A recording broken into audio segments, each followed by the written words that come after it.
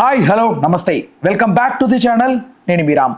కూటమి ప్రభుత్వం 10 నెలలుగా పరిపాలిస్తున్న సంగతి మీ అందరికీ తెలిసిందే. అయితే 2014లో కూటమి ప్రభుత్వం ఏర్పడిన తర్వాత వైఎస్ఆర్ కడప జిల్లాగా పేరు తెచ్చింది. అయితే 2019లో వైఎస్ఆర్ కాంగ్రెస్ పార్టీ అధికారంలోకి వచ్చిన తర్వాత దాన్ని ఓన్లీ వైఎస్ఆర్ అనే ఒక పేరుతోనే నామకరణం చేసి ఉంచారు. అయితే ఇప్పుడు కూటమి ప్రభుత్వం ఈ పేరును మార్చడం జరిగింది, మళ్ళీ వైఎస్ఆర్ కడపగానే. దీనికి సంబంధించి చాలామంది చాలా రకాలుగా కామెంట్స్ చేస్తున్నారు. ఈ కామెంట్స్ అన్నిటికి సంబంధించి ఒక చక్కటి వివరణ, ఒక పూర్తి విశ్లేషణ ప్రముఖ సోషల్ యాక్టివిస్ట్ కృష్ణకుమారి గారితో మరిన్ని వివరాలు తెలుసుకుందాం. అమ్మా నమస్తే.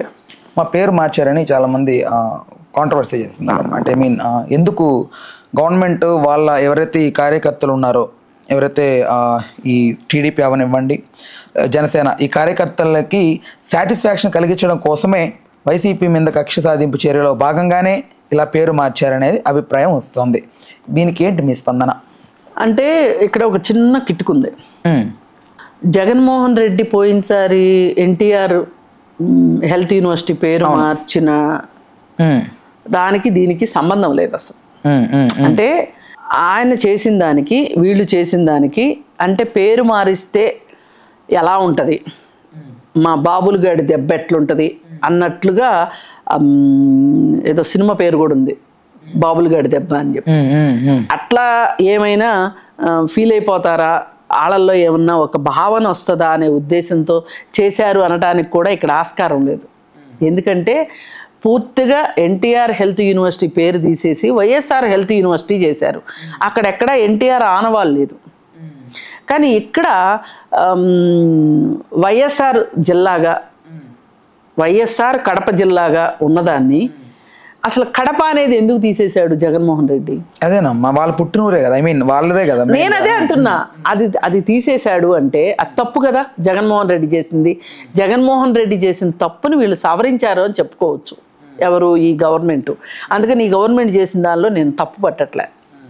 అంటే అసలంటూ వైఎస్ఆర్ పేరు ఉంచారు కదా, వైఎస్ఆర్ పేరు తీసేసి కడప జిల్లాగా పెట్టుంటే తప్పు అయి ఉండేది. అంటే అసలు పేర్లు మార్చడానికి అసలు ఎందుకమ్మా, కాన్సెప్ట్ ఏంటి? పేర్లు ఇప్పుడు ఒకటండి, ఎప్పుడు కూడా మనం ఒక దోవ వేసామనుకోండి, ఇప్పుడు ఒక రోడ్డు ఉంది డైరెక్ట్గా, ఇటుపక్క నుంచో ఒక రోడ్డు తయారైంది అనుకోండి, కొత్త రోడ్డు.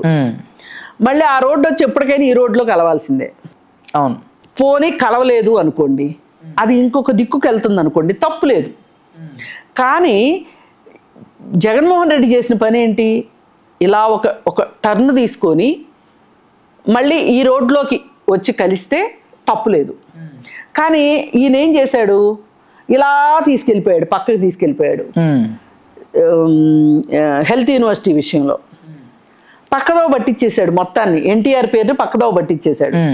ఇప్పుడు ఇక్కడ కడప అనేదాన్ని పక్కదోవ పట్టించేశాడు.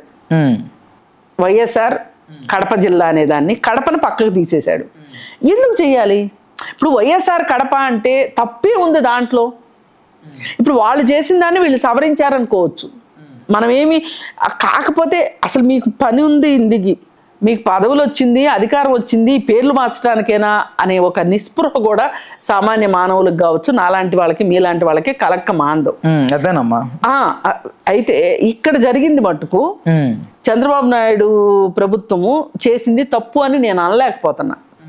మామూలుగా ఆయన అసలు వైఎస్ఆర్ పేరు ఎగరగొట్టేసేసి మళ్ళీ కడప జిల్లా చేశారనుకోండి, ఆ రోజు ఎన్టీఆర్ పేరు మార్చినప్పుడు ఎంతగా అయితే మేము ఉద్రేకంగా మాట్లాడామో, ఎంత స్పందన ఇచ్చామో, ఇప్పుడు అంతకంటే రెట్టింపు స్పందన ఇవ్వాల్సి వచ్చేది. కానీ ఆయన కడప అనేది చేర్చారు తప్పితే ఆయన ఏమి వైఎస్ఆర్ అనేది తీసేయలే. ఆయన వైఎస్ఆర్కి ఇచ్చే గౌరవాన్ని అట్లాగే ఉంచారు. మరి దీని గురించి మనం తప్పని గతంలో అమ్మ టీడీపీ ఒక వైఎస్ఆర్ గారిది ఏదో విగ్రహం తొలగించిన దానికే తప్ప ఎప్పుడు పెద్దగా టీడీపీ వీటికి సంబంధించి చేయలేదు. అది కూడా ఏంటంటే ఇప్పుడు ఏం చెప్పారంటే, ఎవరైనా సరే ఒక పబ్లిక్ ప్లేస్లో ఏదైనా పెట్టాలి అంటే, ఒక విగ్రహం కట్టాలన్నా, ఒక గుడి కట్టాలన్నా, ఏం చెయ్యాలన్నా పబ్లిక్ ప్లేస్లో మీరు పర్మిషన్ తీసుకోవాల్సిందే. ప్రైవేట్ ప్లేస్లో మీరు ఇల్లు కట్టుకుంటానంటేనే పర్మిషన్ తీసుకోవాల్సిన పరిస్థితి ఉన్నప్పుడు, పబ్లిక్ ప్లేస్లో మీరు ఏం చేయాలన్నా మీరు పర్మిషన్ తీసుకోవాల్సిందే. మీరు ఒక విగ్రహం పెడదాం అనుకుంటున్నారు, మీరు కలెక్టర్ ఆఫీస్లో అర్జీ పెట్టుకోవాలి. ఈ మనిషి ఇంత ప్రముఖమైన వ్యక్తి, ఈ మనిషి చనిపోయాడు, ఈయన జ్ఞాపకార్థం, ఈయన స్ఫూర్తిగా ఒక విగ్రహం నెలకొల్పాలనుకుంటున్నాము, ఎవ్వరికీ ఇబ్బంది లేని ఒక ప్రాంతాన్ని చూసాము, ఈ ప్రాంతంలో మేము పెట్టాలనుకుంటున్నాము అని అప్లికేషన్ ఇవ్వాలి. ఇస్తే వాళ్ళు వచ్చి చూసుకోవాలి. నిజంగానే అక్కడ ఎవరితోటి ఇబ్బంది లేదు, ఎవరికి నష్టం లేదు అంటే పర్మిషన్ ఇస్తారు. ఇది ఒక పద్ధతి. రెండో పద్ధతి, ఇది మా ప్రైవేట్ స్థలం, మా సొంత స్థలం, దీనిలో మా నాన్నదో మా పార్టీ నాయకుడిదో లేకపోతే ఇంకోటో ఒక విగ్రహం పెట్టాలనుకుంటున్నాం, పర్మిషన్ ఇవ్వండి అని అప్లికేషన్ పెట్టుకుంటారు. ఈ అప్లికేషన్ పెట్టుకునేటప్పుడు వాళ్ళ ప్రైవేట్ ల్యాండ్కి సంబంధించిన డాక్యుమెంట్ ఒకటి ఇవ్వాల్సి ఉంటుంది. ఇప్పుడు నాకు ల్యాండ్ ఉందనుకోండి, నాకు డాక్యుమెంట్ ఉంటుంది, ఏది పడితే అది నా ల్యాండ్ అనలేను కదా, ఆ డాక్యుమెంట్ ఇవ్వాలి. ఇస్తే వాళ్ళు పర్మిషన్ ఇస్తారు. ఈ రెండూ కాకుండా అసలు పర్మిషన్లతో పని లేకుండా ఎక్కడంటే అక్కడ నడి రోడ్ల మీద మా అధికారం ఉంది, పైగా వైఎస్ఆర్ పేరుని నాకు ఒక రాజకీయ భిక్ష పెట్టింది నా తండ్రి కాబట్టి దీన్ని నేను నిలబెట్టుకోవాలి అంటే కనుక నాకు ఇంకా కొన్ని సంవత్సరాల పాటు వైఎస్ఆర్ పేరు నాకు అవసరము అని జగన్మోహన్ రెడ్డి అనుకున్నాడు కాబట్టే విగ్రహాలు అన్ని చోట్ల పెట్టించాడు. ఏదైనా ఒక చోట పెడితే బాగుంటుంది, 2 చోట్ల పెడితే బాగుంటుంది, 4 చోట్ల పెడితే బాగుంటుంది. ఇప్పుడు అంబేద్కర్ విగ్రహాలు కూడా పెట్టారు, ఊరూరా పెట్టారు. ఎందుకు పెట్టారు అంటే ఆ జాతి యొక్క ఉనికి తెలియడానికి ఈయన పని చేశాడు కాబట్టి వాళ్ళు అత్యంత ఇష్టంతో పెట్టుకున్నారు, గొప్పగా చెప్పుకుంటారు కూడా. గొప్పగా ఆయన స్ఫూర్తి అలా ఉండాలి వాళ్ళకి, ఆ ఉద్దేశంతో పెట్టారు. మరి వైఎస్ఆర్ విగ్రహాలు, అన్ని విగ్రహాలు ఎందుకు అంటే చాలా వరకు నేనేం కాదనట్లా, పర్మిషన్ తీసుకుని పెట్టండి. ఇప్పుడు ఎన్టీఆర్ విగ్రహాలు పెట్టారు, ఊరూరా ఎన్టీఆర్ విగ్రహాలు పెట్టారు. ఎన్టీఆర్ విగ్రహాలు పెట్టినప్పుడు పర్మిషన్ తీసుకుని పెట్టారు. ఇప్పుడు ఒక రోడ్డు మధ్యలో విగ్రహం పెట్టాలనుకున్నారు, దానివల్ల ట్రాఫిక్ ఏమన్నా ఇబ్బంది అవుతుందా లేకపోతే ఇంకోట ఏంటి అనేది ప్రజా ప్రయోజనాలు చూసి పర్మిషన్ ఇస్తారు. అలాంటిది ఏదైనా జరుపు ఉండాల్సింది. అసలు మీరు పర్మిషన్ లేకోకుండా వైఎస్ఆర్ విగ్రహాలు పెట్టబట్టే కదా, మీరు పర్మిషన్ తీసుకోలేదు కాబట్టి పర్మిషన్ తీసుకొని దాన్ని దేన్నైనా మేము కూల్ చేస్తాము అని చెప్పింది. ఇవాళ అవసరం అనుకుంటే గుళ్ళను కూడా కొన్ని చోట్ల, మసీదులను కొన్ని చోట్ల, రామంతపూర్ వెళ్ళే దారిలో ఒక చోట బాగా బాటిల్ నెక్ వచ్చేసింది. వచ్చేసి అక్కడ మసీద్ తీశారు. తీస్తే చాలా రోజులు పోలీసులు ఉన్నారు అక్కడ. ఏమైనా మత కల్లోలాలు జరుగుతాయేమో, ఒక మతం వాళ్ళకి ఏమన్నా ఎక్కువ చేస్తారేమోనని అక్కడ చాలా రోజులు పోలీసులు ఉండేవాళ్ళు. తీశారు. అవకాశం లేదు, తప్పదు అంటే గుళ్ళు మసీదులే తీసేస్తున్నారు. వాళ్ళకంటే వైఎస్ఆర్ కానీ ఎన్టీఆర్ కానీ గొప్పవాళ్ళని నేను అనుకోను.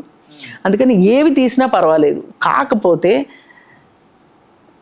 ఈ పేర్లు మార్చే కంపు పని ఒక రకంగా జగన్మోహన్ రెడ్డి మొదలెట్టాడు. అదే ఇప్పుడు అతని మెడకు చుట్టుకుంది. అసలు ఆ జోలికి వెళ్లకుండా ఉండాలి. అంటే ఇప్పుడు వీళ్ళు తిరిగి ప్రశ్నించలేకుండా అయిపోయిందమ్మా. అదే నేను అంటున్నా. ఇప్పుడు జగన్మోహన్ రెడ్డి ఇప్పుడు మాట్లాడలేడు, కానీ అయినా వాళ్ళు ఏం తప్పు చేశారు? వైఎస్ఆర్ పేరు ఉంచారు, పక్కన కడపని పెట్టారు. అదేలేండి, అదే పూర్తిగా తీసేయలేదు. మనం దీన్ని తప్పు పట్టడానికి లేదు. ఇప్పుడు రేపొద్దున వాళ్ళ ప్రభుత్వం మళ్ళీ ఒకవేళ వైసీపీ ప్రభుత్వం వచ్చింది అనుకోండి, ఆయన మళ్ళీ అష్టాచమ్మ ఆడినట్టు మళ్ళీ కడప తీసేసి వైఎస్ఆర్ ఉంచాడు, ఇంకోసారి వీళ్ళు వస్తారు ఏదో చేస్తారు. మీరు ఏం చేస్తారంటే మాకు ఏదైనా చేయాల్సింది. అదేనమ్మా, ఇప్పుడు ప్రజల గురించి ఆలోచించాలి. ఈ పథకాలు ఏదో ఆగున్నాయో వీటి గురించే ఫోకస్ పెట్టాలి. కానీ బట్ ఈ పేర్లు మార్చి అదే ఆ కార్యకర్తల్ని వీళ్ళని సాటిస్ఫై చేయాలి కక్షపూర్తంగా. వీటి వల్లే కార్యకర్తలు సాటిస్ఫై అవుతారు అంటే ఆ కార్యకర్తల స్థాయి ఏంటో కూడా ఆలోచించాలి. మీరు ఆలోచించాల్సింది మీ కార్యకర్తలు మీకు ఎంత ఇంపార్టెంటో ప్రజలు కూడా అంతే ఇంపార్టెంట్. ప్రజా అవసరాల గురించి మీరు ప్రజలందరూ చూస్తూ ఉంటారు కదమ్మా. ఇలాంటిది ఏదో ఒక తప్పు జరిగినందువల్లే కదా వైసీపీని ఈ రోజు ఈ 11 సీట్ల వరకు. అందుకే కాకపోతే ఇక్కడ అలాంటి పరిస్థితి లేదు. ఈ విషయంలో వైఎస్ఆర్ కడప జిల్లా విషయంలో ఆ పరిస్థితి లేదు. పైగా వీళ్ళు కూటమిగా ఉన్నారు, వీళ్ళు ఇంకా జాగ్రత్తగా ఉండాలి కదా. బట్ ఇక్కడ వాళ్ళు తప్పే చేయలేదు అంటున్నాను నేను.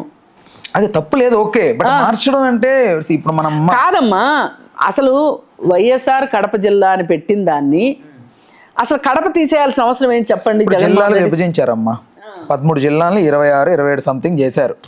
చేసిన తర్వాత ఎంతో మందికి ఒక అంటే ప్రాంతీయ భేదం పోయింది. ఐ మీన్ ఇప్పుడు మాది గూడూరు అమ్మ. గూడూరు ఇదివరకు నెల్లూరు జిల్లాలో ఉండేది, తర్వాత అది తిరుపతిగా మారింది, తిరుపతి జిల్లాగా మారింది. ఎంతో మంది ఫీల్ అయిపోయారు, అరే మాది నెల్లూరు నెల్లూరు నెల్లూరు అని చెప్పుకున్న వాళ్ళు ఇప్పుడు ఏంట్రా తిరుపతి అని చాలా మంది ఫీల్ అయ్యారు. సో అలాగే ఇప్పుడు ఏదైతే ఇప్పటి వరకు ఒక రకంగా ఆ ఏరియాని పిలుచుకుంటున్న జిల్లాని సడన్ గా మార్చేస్తే కొంచెం ఇబ్బందిగా అనిపిస్తుంది. అది అలవాటు అవ్వడానికి కానీ ఇదంతా నెగిటివ్ అవుతుంది కదా.